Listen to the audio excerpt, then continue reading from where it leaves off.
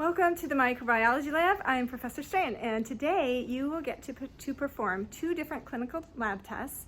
One is the blood typing test, where you will get to determine your own blood type, and the other is called the white blood cell differential test. And you'll get to look at a smear of your blood under the microscope and identify the different white blood cells that are present in the blood. So here is how to do the setup. So the first step is to get out 3 microscope slides for yourself. And one of them you're going to label with Sharpie, drawing 3 circles labeled A, B, and RH, and that's for the different antigens in your blood. On the other 2 slides you can just leave unlabeled.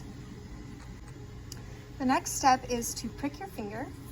So we have these alcohol wipes, and I recommend pricking either your middle finger or your ring finger. But first we want to remove the bacteria from the surface of your finger with the alcohol wipe. And then you can take your lancet and twist the little stem here and just pull it straight out. And now there's the needle done in there. So to prick your finger, you're just going to place that hole over your finger and depress the plunger to get some blood. Okay, and then you can massage it a little bit to get the blood to come out better if you don't feel like it's coming right out. And we're going to put 3 drops of blood on this first slide. So 1 in the A circle, 1 in the B circle, and 1 in the RH. And then we're also going to put a drop of blood at the end of this second slide. And then you can quickly put a Band-Aid over your pricked finger. Right? And before anything starts to dry up, we're going to grab the 3rd glass slide and use that to spread out this drop of blood. So with this slide, we're going to hold it at a 45-degree angle over the lower slide. Slowly bring it back into the blood, and the blood will start to run to the sides. And then you just smear it across like I just did, all the way down that lower slide. And that will generate hopefully what looks like a thumbprint shape of the blood, and we're just going to let that slide dry for now. And then before our other slide begins to dry, you're going to start doing the blood typing. And so for that, you can see we have, all right, so for the blood typing, we're going to measure out 15 microliters of each anti-sera, A, B, and RH, and put that drop right onto the circle where it's labeled. So 15 microliters of my anti-A is going right on that drop of blood in the A circle. And then I'll get a clean tip and take out 15 microliters of the anti-B, drop it onto the B circle, and then take out 15 microliters of the RH, or the anti-RH, and drop it on that circle. And ideally, your blood would not be drying up if you move quickly enough.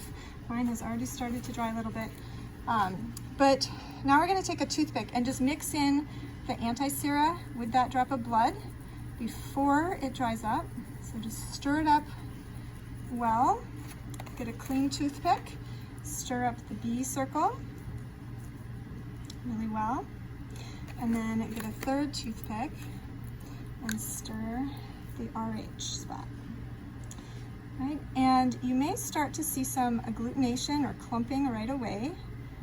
That would be a positive result for this test, which means the antibodies that are in our anti-sera are binding to your red blood cells and causing them to clump together. Now, my blood type is AB positive, or RH positive. So you will see clumping in all of these samples here, and as you can see, you can rock it a little bit back and forth to really see a reaction happening. But that blood is starting to clump in all 3 of those circles. And typically the A and the B clumping is very obvious if you're positive for A or B in this test. The RH clumping can be a little more fine grain and harder to tell. In my sample, I feel like I can see it quite well, but in yours it may not be quite so obvious. But at any rate, you can rock it slowly back and forth for a minute or 2 and see if you see any clumping.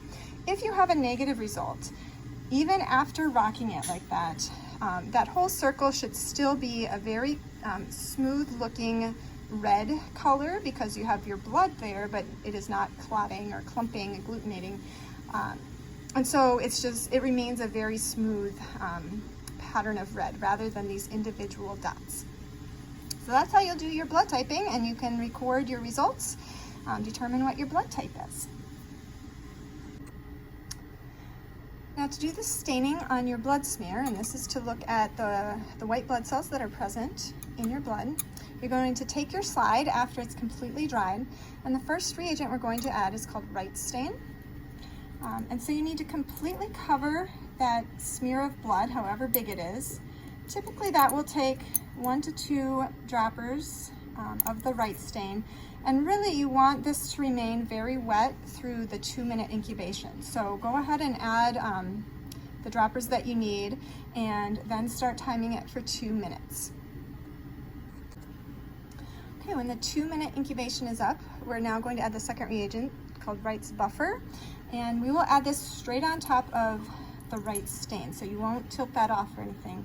And you're going to add this same amount of buffer as what you added for your stain. So I did 2 droppers of the right stain, and now I'm going to add 2 droppers of the buffer. And then to help this mix, we're going to gently use a toothpick.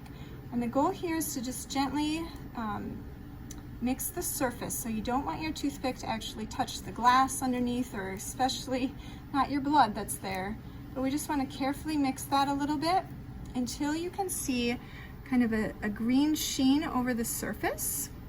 So as the buffer mixes with the stain, there will be kind of what looks like the surface of an oil slick, kind of a green shininess. You can see it starting to